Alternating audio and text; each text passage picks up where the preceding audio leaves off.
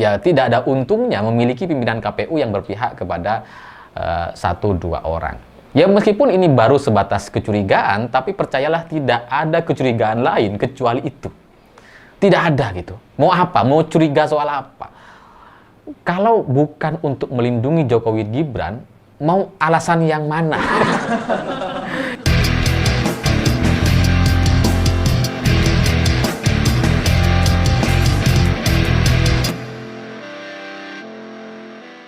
Selamat malam semuanya. Setelah selama berbulan-bulan ijazah Jokowi dipermasalahkan dan tidak bisa kunjung dibuktikan atau diselesaikan, tiba-tiba setelah itu muncul tuntutan baru kepada ijazah Gibran. Setelah ijazah bapaknya, ijazah anaknya gitu. Dan ini kemudian memunculkan satu tuntutan agar Gibran bisa membayar 125 triliun. Intinya ada tuntutan seperti itu dan meminta Gibran untuk mundur karena ijazah SMA-nya itu diragukan atau tidak sesuai dengan standar hukum yang ada di Indonesia. Jadi secara politik saya melihat ini cuma cari gara-gara aja. Setelah ijazah bapaknya, ijazah anaknya. Intinya ini soal penerimaan dari pihak elit yang tidak bisa menerima Gibran, itu intinya gitu. Tapi memang secara kasus terkait ijazah ini itu juga meragukan atau memunculkan satu spekulasi atau keraguan gitu. Karena setelah ijazah Gibran ini juga digugat dan sebelumnya ijazah Jokowi yang digugat, tiba-tiba KPU membuat satu aturan baru, sebuah keputusan untuk merahasiakan ijazah capres-cawapres. Nggak bisa dibuka katanya, kecuali seizin pemiliknya. Jadi ijazahnya Jokowi, ijazahnya Gibran itu tidak bisa diakses oleh publik kecuali Gibran atau Jokowi mengizinkan. Padahal ijazah ini kan ijazah itu kan bukan sesuatu yang insensitif, nggak ada informasi yang terlalu penting di sana ya kecuali soal angka-angka atau nilai gitu ya dan mata pelajaran yang ada di situ. Tapi ini kenapa kemudian seperti sangat rahasia sekali gitu sampai dilindungi betul oleh aturan KPU. Iya kan kita jadi bertanya-tanya gitu, apa kepentingannya? Lowong di ijazah itu cuma ada nama universitas, nama orangnya gitu ya, materi pelajaran, angka-angka atau nilai yang didapatkan, IPK terakhir dan sebagainya. Apa yang perlu dirahasiakan dari itu? Itu kan juga sudah menjadi bagian dari masa lalu gitu. Dan itu adalah sebuah fakta yang tidak bisa diubah. Jadi kenapa kemudian ini sangat dirahasiakan sampai dilindungi dengan aturan baru KPU? Jadi ketika KPU membuat aturan baru seperti ini ditandatangani pada 21 Agustus yang lalu, ini justru membuat orang jadi semakin curiga bahwa jangan-jangan ijazah Gibran itu benar-benar bermasalah.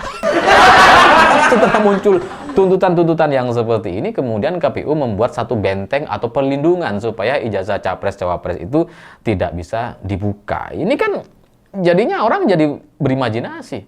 Jangan-jangan emang masalah. Ya karena kalau nggak ada masalah, logikanya ngapain ada aturan yang seperti ini? Kalau memang ijazahnya Gibran itu nggak bermasalah, ya udah buka aja gitu. Kalau urusan ini takut diedit dan sebagainya kan kita bisa buktikan gampang saja gitu. Kalau foto ijazah Gibran itu diedit kan bisa dilapor gitu ya. Mudah sekali untuk kemudian diuji.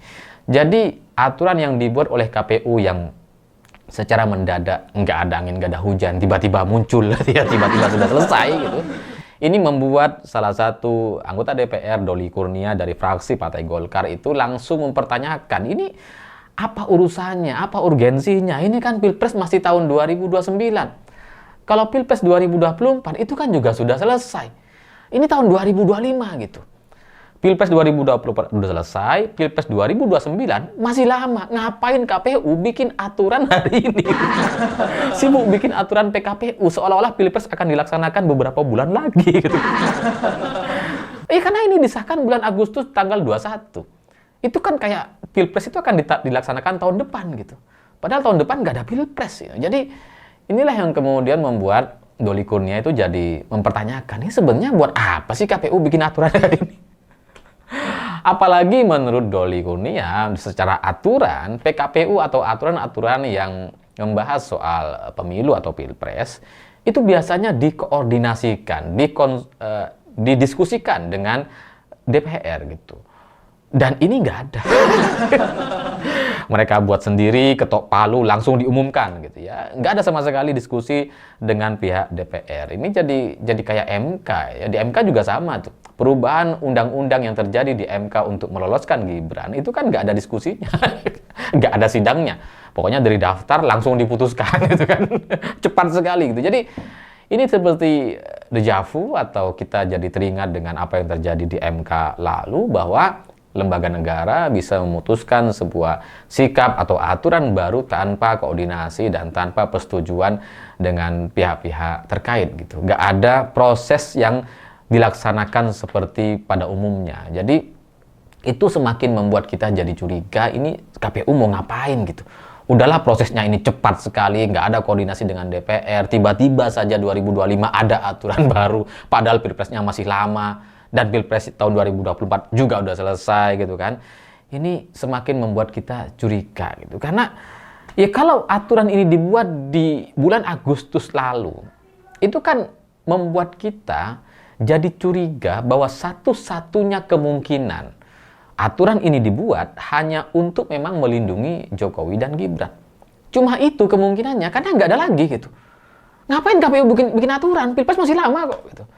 Kalau bukan untuk melindungi Jokowi Gibran, ya buat apa gitu. Kalau seandainya tidak ada tuntutan kepada Gibran terkait ijazahnya yang tidak setara dengan SMA atau tidak sesuai dengan standar SMA dari hukum Indonesia, ya mungkin aturan ini tidak akan pernah ada. Mungkin gitu.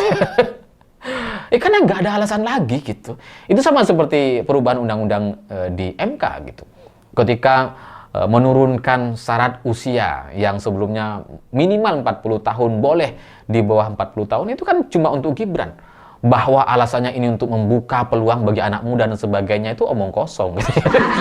Faktanya ya hanya untuk Gibran. Jadi hari ini KPU juga nampaknya melakukan hal yang sama, itu hanya untuk memproteksi Gibran saja. Dan kalau KPU ngeles bahwa ini dalam rangka menyesuaikan dengan aturan undang-undang terkait keterbukaan informasi publik di tahun 2008, undang-undang tahun 2008 yang mengatur terkait privasi dan sebagainya, ya aneh gitu.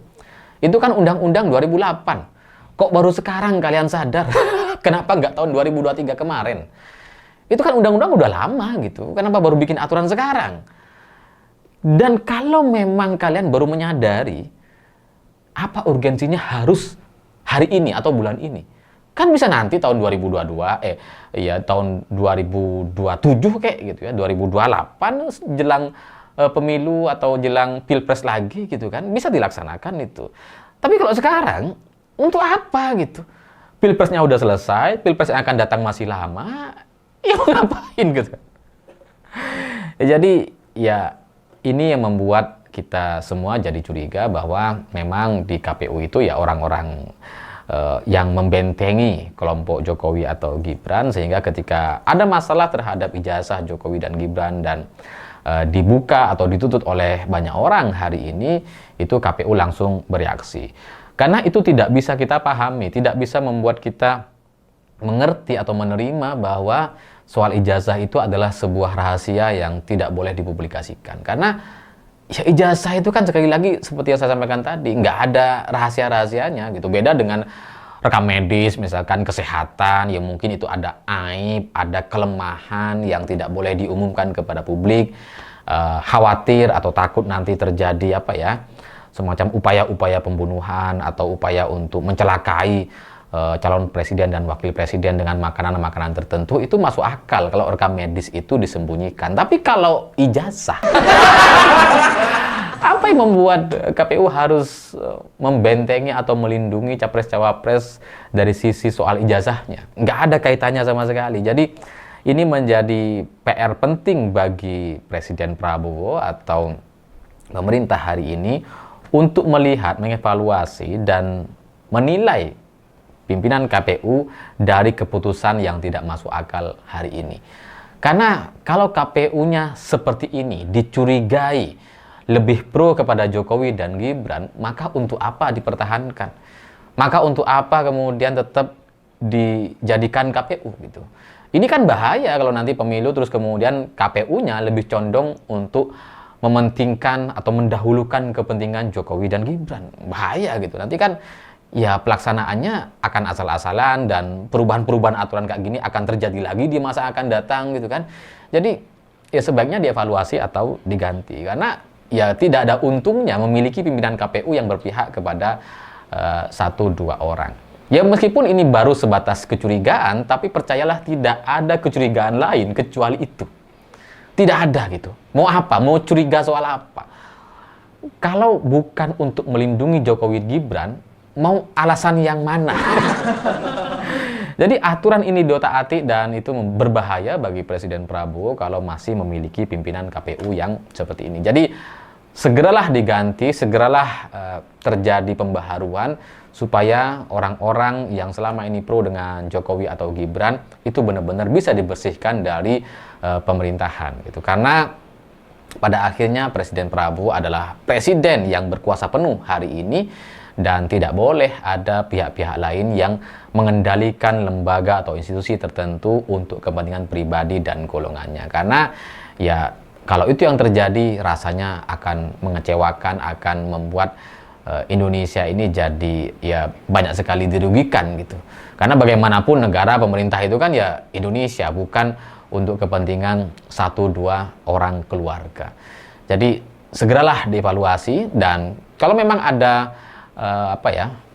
ada alasan-alasan lain, setidaknya sampai video ini dibuat itu belum ada alasan yang bisa diterima. Dari apa yang disampaikan oleh KPU terkait aturan menyesuaikan dengan Undang-Undang tahun 2008 dan sebagainya itu secara logis tidak bisa diterima.